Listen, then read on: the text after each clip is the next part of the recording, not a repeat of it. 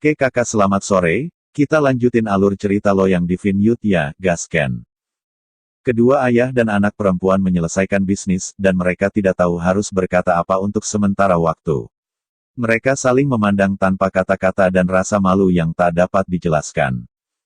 Ling Wuye terbatuk dan memecah keheningan. Bibi, kau 14 tahun ini.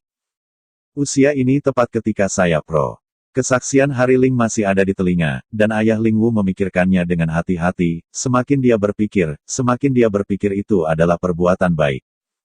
Ling Jingyi mendengar arti dari kata-kata Ling Wuye dan segera berkata, ayah, aku sedang berpikir tentang menyembuhkan penyakit bibinya sekarang. Fakta-fakta lain tidak disengaja. Aku masih menungguku dan bibiku. Mari kita bicarakan setelah modal kembali. Melihat ketenangan dan ketenangan penampilan, hati Ling Wuye memiliki perasaan aneh. Seorang gadis yang sedang menunggu kata, bukankah memalukan berbicara tentang suatu hubungan? Ling Jingwei, ini terlalu tenang, terlalu tenang. Ling Jingyan mengangkat matanya, dan mata yang indah dan cerah itu berteriak, ini tentang kebahagiaan hidupku. Putriku bertanya pada ayahnya, tidak peduli siapa yang menyebut-nyebut ayahnya, jangan menjawabnya dengan mudah, tunggu aku kembali dan membuat keputusan. Meskipun orang tua anak-anak harus mendengarkan kehidupan orang tua mereka. Namun, orang tua yang memanjakan anak-anak mereka selalu menanyakan keinginan anak-anak mereka sebelum membuat keputusan. Permintaan Ling Jing tidak terdengar terlalu banyak. Ling Wuye berpikir sedikit dan kemudian mengangguk. Pada saat ini, Ling Wuye tidak akan pernah berpikir bahwa Ling Jingwei memimpin Ling Xiao meninggalkan Dingzu untuk pergi ke Beijing, dan dia sudah merangkul pikiran untuk tidak pernah kembali. Ketika kata-kata itu diucapkan, pintu diketuk. Ling Wuye tidak suka diganggu dalam penelitian, dan dia bertanya, siapa ini? Suara senyum Li terdengar di luar pintu. Tuan, itu tubuh dan bibi. Itu adalah ibu dan anak Li. Tatapan Ling Wuye sedikit melunak, dan menyuruh Ling pergi ke pintu. Ketika Li bertemu Ling Jing untuk membuka pintu, dia tidak merasa terkejut. Dia tersenyum dan berteriak, kakak asli juga ada di sana. Itu tidak membuat orang lewat. Jelas bahwa dia tahu bahwa dia telah datang, dan dia dengan sengaja membuat Ling Xiao memanjakan. Pada tahun-tahun ini, dia dan Ling Wuye tidak dikenal dan acuh tak acuh, dan pahala Li luar biasa. Ling Jing membanting bibirnya dan berkata, aku ingin mengatakan sesuatu yang pribadi dengan ayahku, dan ini diam-diam datang. Aku tidak berharap akan membuat ibuku khawatir. Li tertegun dan hatinya diam-diam kesal. Namun, di wajah Ling Wuye, dia tidak pernah mau merobek wajah dengan Ling Jing. Ini juga merupakan kebijaksanaan Li. Li segera mengalihkan topik pembicaraan dan tersenyum dan berkata kepada Ling Wuye, karena ulang tahun wanita tua itu, keluarga mengambil cuti 7 hari. Namun, bibi itu tidak mau diam selama sehari, dan dia harus belajar di pagi hari. Saya sedang memikirkannya. Tuan tidak ada hubungannya dengan pemerintah. Lebih baik membawa bibi, dan Tuan secara pribadi mengajarinya membaca dan membaca. Meskipun Ling Xiaoren kecil, dia mewarisi kesejahteraan Li. Dia pergi ke depan dan membungkuk pada Ling Wuye, tolong minta ayahmu untuk bimbingan lebih lanjut. Seorang anak berusia 6 tahun sangat lucu dan disukai untuk membuat tindakan dewasa. Terlebih lagi, Ling Xiao adalah putra bungsu dari Ling Wuye. Pria pada umumnya menuntut leluhur yang lebih keras dan selalu lebih menyukai anak-anak. Ling Wuye tercengang dan berpikir bahwa dia seharusnya tidak mau. Di mata Li, dia menunjukkan kegembiraan dan kebanggaan, dan menatap mata Ling Jing dengan sengaja atau tidak sengaja. Bagaimana Ling Xiao lebih pintar di masa lalu, saya sekarang berkedip, tapi itu sia-sia. Ling Wuye mengasihani Ling Xiao, tetapi favoritnya adalah yang muda. Ling Jing diam-diam mencibir. Untuk saat ini, biarkan Li bahagia. Segera dia akan membiarkan Li merasakan sakitnya kehidupan. Keluarga Ling telah tinggal di aula Hehe. Sejak Lu datang, dia harus mengurus makanan dan pakaian suaminya, dan waktu yang dihabiskannya di aula penyembuhan jauh lebih sedikit. Namun, Ling tidak pernah didampingi oleh orang-orang. Putra-putra cucu perempuan, satu persatu, bergegas untuk melayani di sekitar wanita tua itu. Hari ini, Yue memimpin kedatangan Ling Jing. Keluhan mata merah Yue mengeluh. Kakak laki-laki kedua membawa divertikulum dan keledai kembali, dan menantu perempuan itu tidak keras. Tapi itu hanya beberapa kata kemarin, dan tuan kedua tidak senang. Saya marah. Adik ipar saya sangat ingin memotong hati ibu saya, dan saya memukul beberapa kata dengan Erie. Ketika saya marah, saya benar-benar memukul adik saya. Adik malang itu tidak melihat ayahnya selama beberapa tahun, menantikannya bolak-balik siang dan malam. Siapapun yang ingin bertemu adalah seperti ini. Ibu mertua bisa menjadi tuan ibu dan anak perempuan kita. Ketika dia mengatakannya, dia menangis dengan tamparan di wajahnya. Ling Jing juga mata merah, terisak dan berteriak nenek. Melihatnya dengan seksama, wajah halus itu benar-benar merah dan bengkak. Dapat dilihat bahwa Ling Erie marah dan telah menggunakan banyak kekuatan. Nyonya Ling tidak mau bertanya tentang hal-hal di ruangan itu. Hati Yue terasa berat, dan kata-katanya begitu kejam. Melihat Ling Erie membawa di vertikulum dan kalajengking kembali, bagaimana mungkin berisik jika Ling Erie tidak berkecil hati, dia tidak akan membuat marah besar. Namun, wajah Ling Jing juga menyedihkan. Nyonya Ling menghela nafas dan menghibur, "Oh, ibumu dan anak perempuanmu tidak menangis. Ketika anak kedua datang, aku akan mengatakan beberapa patah kata kepadanya. Ada lebih banyak gas, dan itu tidak boleh dihancurkan. Pada anak itu, wajah gadis itu adalah yang paling lembut, dan dia bisa menahan tangan sebesar itu." Yue Si menyeka air matanya dengan kalajengking dan berterima kasih padanya. Ling Jingwei bertanya, "Nenek, ayahku dingin terhadapku dan ibuku, tetapi juga karena kurangnya semakin banyak. Setelah beberapa hari, ayahku akan meninggalkan Dingzu, meminta nenek untuk membiarkan ibu dan anak perempuan kami juga pergi dengan ayah." Diam. Yue Si buru-buru menyela Ling Jing, "Ini semua omong kosong. Jika kita pergi dengan ayahmu, tidak bisakah kau berbakti kepada nenekmu?" Ini tidak diperbolehkan untuk mengatakan apa-apa lagi. Keluhan Ling Jing tidak berani berteriak. Yue juga meminta maaf kepada istri Nyonya Ling, "Adikku masih muda, dan ada banyak hal untuk dibicarakan, dan ibu mertuaku seharusnya tidak berada di hatiku." Ling hidup selama 40 tahun. Dia sudah menjadi pria yang baik. Dia tidak akan melihat trik kecil ibu dan anak Yue ini. Dia berkata dengan lemah, "Para saudari berkata bahwa ada juga alasan. Suami dan istri tinggal di satu tempat, setelah semua tidak rencana jangka panjang.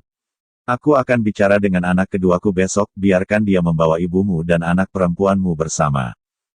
Hati Yue bahagia, tetapi dia berkata di mulutnya, "Bagaimana ini bisa dilakukan? Erie telah berlarian, dan adik lelaki itu tinggal di rumah tua untuk melayani Anda. Jika Anda mengatakan Anda ingin pergi, yang pertama tidak akan bahagia." Ling Jingyi berbisik tanpa kehilangan kesempatan, "Ibu, bukankah bibi besar tidak tinggal di rumah tua?" Suara itu tidak cukup besar, cukup untuk didengar wanita tua itu. Nyonya Ling agak tidak senang di hatinya. Mendengarkan suara ini bukanlah hal yang aneh untuk didiskusikan sebelumnya. Tampaknya Yue telah melahirkan pemikiran ini. Los Yue memiliki wajah dan ruang yang panjang untuk dibandingkan. Paman Ling adalah pejabat 4 orang yang serius. Di ibu kota selama bertahun-tahun, ia telah mendirikan tempat tinggal untuk tempat tinggal. Pada hari kerja, bisnis resmi sibuk, dan sangat diperlukan bagi pemerintah untuk datang dan pergi. Ling Xie hanyalah seorang hakim daerah, dan itu sudah cukup untuk memiliki ruang di vertikal di dekatnya.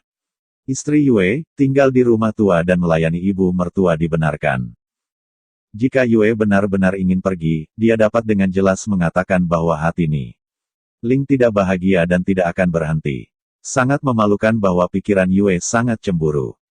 Wajah Nyonya Ling merosot, dan suaranya dingin. "Itu normal jika ibu dan anakmu pergi dengan anak kedua.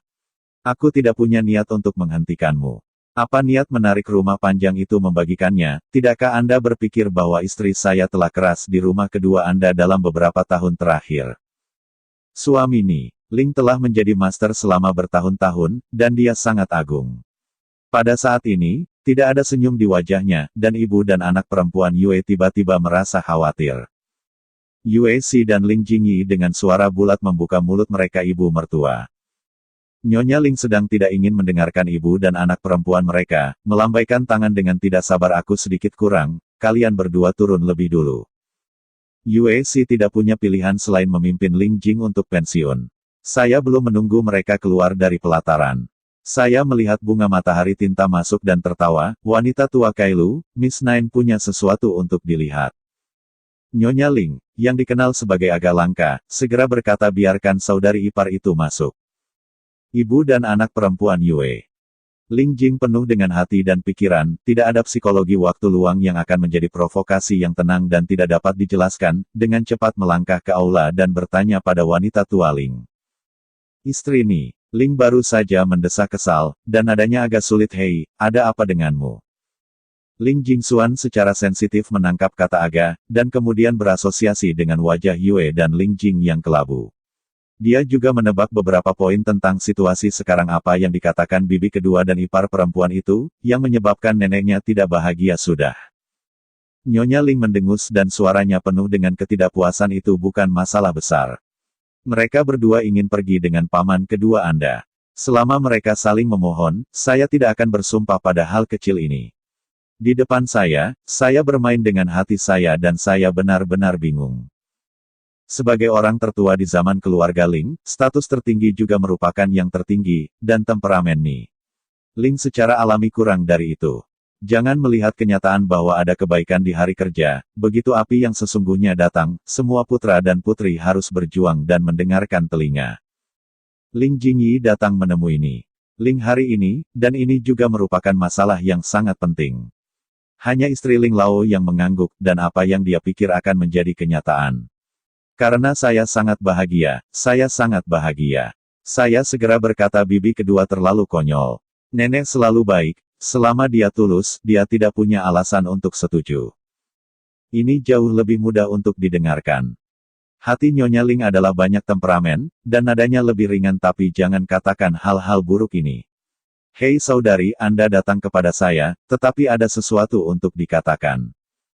Ling Jingyi tidak berbalik, dan menjawab dengan jujur, ya, cucu perempuan itu memiliki kata-kata yang sangat penting untuk diucapkan kepada nenek, dan kata-kata ini hanya dapat didengar oleh nenek. Tolong minta nenek untuk membiarkan mereka kembali. Jika Anda berbicara dengan keluarga Anda harus langsung seperti ini. Nyonya Ling dengan cepat mengangguk dan memerintahkan bunga matahari tinta dan yang lainnya untuk mundur. Dalam keramaian dan hiruk-pikuk yang luas, hanya ada dua wanita tua, Ling Ling dan Ling Jing. Nyonya Ling tersenyum dan berkata, ada yang harus dilakukan, Anda selalu bisa mengatakannya sekarang. Aku datang ke sini hari ini untuk urusan bibi. Ling Jingyi mengatakan kata-kata asli yang telah dikatakan kepada Ling Wuye sebelumnya. Nyonya Ling juga tersenyum pada awalnya, dan perlahan-lahan menjadi tenang dan cemberut. Ketika dia mendengar Dr. Wei Tai yang bermasalah dengan penyakit yang tidak dapat disembuhkan itu, dia tidak bisa menahan diri untuk bergerak. Hai saudari, apakah kamu benar-benar berbicara? Dr. Wei Tai, apakah mungkin menyembuhkan mata bibi? Jika kamu bisa menyembuhkannya, kamu tidak bisa membuat kesimpulan sekarang. Namun, selama ada secercah harapan, aku ingin mengambil bibi untuk mencobanya. Mata Ling Jing berkilau dengan cahaya yang kencang. Aku telah meminta ayahku untuk menjawab beberapa hari kemudian. Tepat ketika keluarga Dabo pergi ke Beijing. Saya juga berharap nenek saya akan menyetujuinya.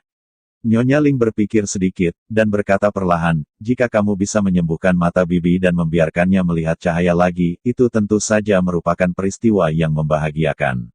Namun, jika kamu menemani bibi ke ibu kota, aku benar-benar khawatir. Kamu adalah wanita yang lemah yang belum pernah pergi ke pintu yang jauh. Selalu tidak nyaman untuk pergi dalam jangka panjang. Adalah baik untuk membiarkan ayahmu memimpin bibi, dan kamu akan berada di nenek dengan ketenangan pikiran. Begitu suara itu jatuh, Ling Jing membanting nenek berpikir untuk saya, hati saya benar-benar bergerak. Namun, saya punya alasan untuk pergi. Alasan kamu harus pergi. Nyonya Ling adalah pandangan pertama, dan segera berkata tidak ada yang salah dengan nenek, jangan khawatir. Pada saat ini, Ni Ling, di depan generasi muda, masih merupakan nenek yang baik dan ramah. Saya cukup menyedihkan pada Ling Jingwei. Hanya ketika datang ke ancaman kelangsungan hidup keluarga, hati sekeras wajah dingin dan acuh tak acuh akan terungkap. Hati Ling Jing mencibir, tetapi wajahnya menunjukkan ekspresi sedih. Nenek, aku punya penyakit aneh. Aku ingin menemani bibiku ke ibu kota, tidak hanya untuk menyembuhkan matanya, tetapi juga untuk menyembuhkan penyakitku. Nyonya Ling terkejut dan lupa meminta Ling Jing bangun. Apa yang Anda katakan? Penyakit aneh apa yang Anda miliki?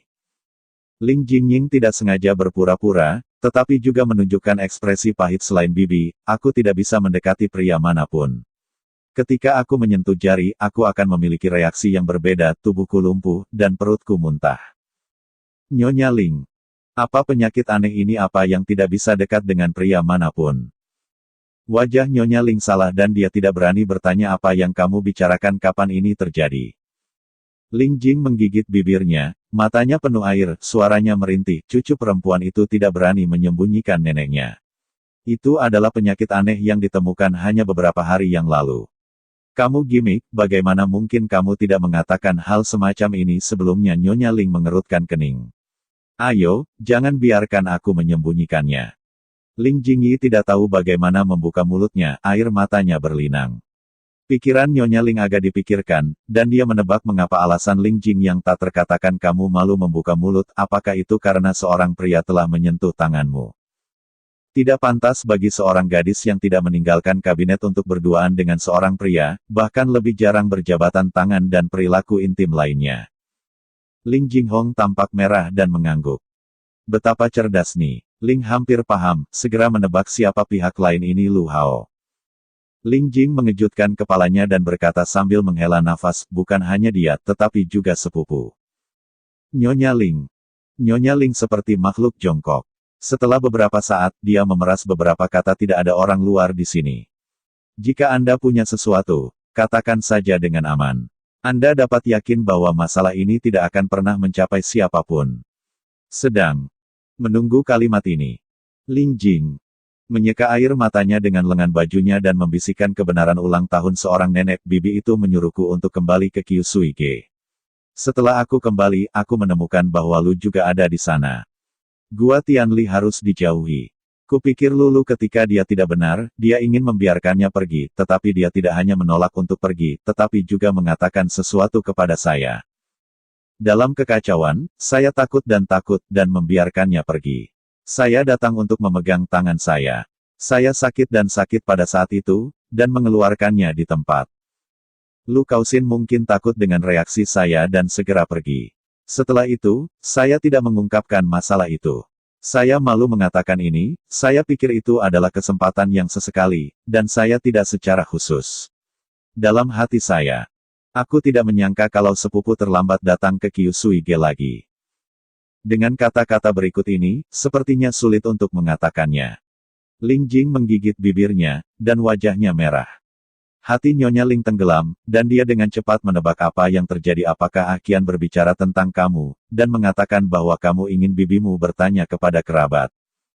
Ling Jing diam. Ling tahu apa hasilnya, tetapi tidak bisa menahan diri untuk bertanya apa yang terjadi kemudian. Aku 2 tahun lebih tua dari sepupuku yang terlambat. Aku selalu menjadi anak kecil. Aku hanya punya sepupu dari sepupunya. Aku menolaknya. Ling Jing menghela nafas. Aku tidak berharap dia bereaksi dengan sangat keras, mendekati aku. Saya terus mengatakan bahwa saya harus bersumpah pada saya. Saya gemetar di sekujur tubuh, dan perut saya jatuh dan keluar.